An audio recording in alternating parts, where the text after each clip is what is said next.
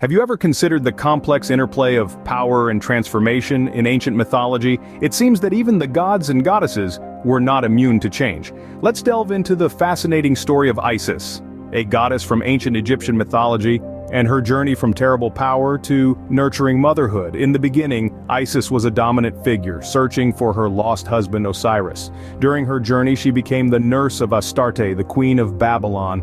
Attempting to convert one of her sons into an heir of the underworld, Isis failed. The sight of her mourning over Osiris was so heartrending that it caused the king's youngest son to die instantly, while his elder brother was taken by Isis to Egypt. Her magical abilities were undeniable, but they were swept under the rug as she continued her covert destruction of the queen's sons. Isis, the good mother of Horus, stood side by side with the terrible mother who killed her own children. The worship of Astarte and her multiple incarnations, such as Anat, as Isis in the temples in the region of Philae, reveals the connection between these deities. Astarte's figure, Anat, corresponds to the matriarchal Isis. As patriarchy developed and Isis became a good mother and wife, her terrible and matriarchal aspect was transferred to Seth. This shift signifies that initially Isis was the dominant figure, but as the story evolved, she became merely a good wife and mother.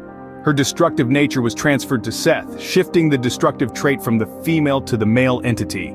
In a surprising twist, Horus is born from Isis, repeating what happened everywhere in the domain of the Great Mother. In all generations of men, she remains the one.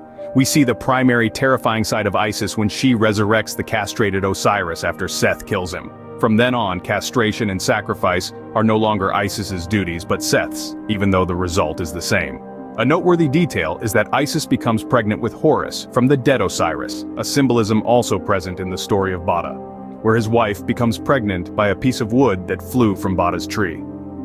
The male's death is necessary for the Great Mother, and Mother Earth can only become fertile through the motif of castration, murder, sacrifice, tree cutting, and so forth. Horus the child is described phallically. He holds his thumb in his mouth to symbolize thumb-sucking.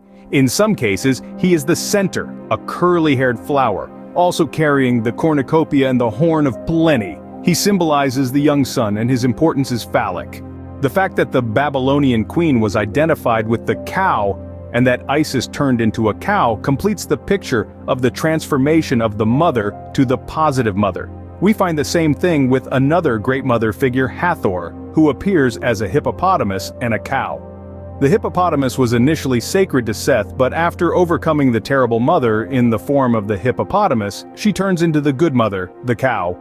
To summarize, Isis's journey from a destructive dominant entity to a nurturing mother figure reflects the shifting dynamics of power and gender roles in ancient societies.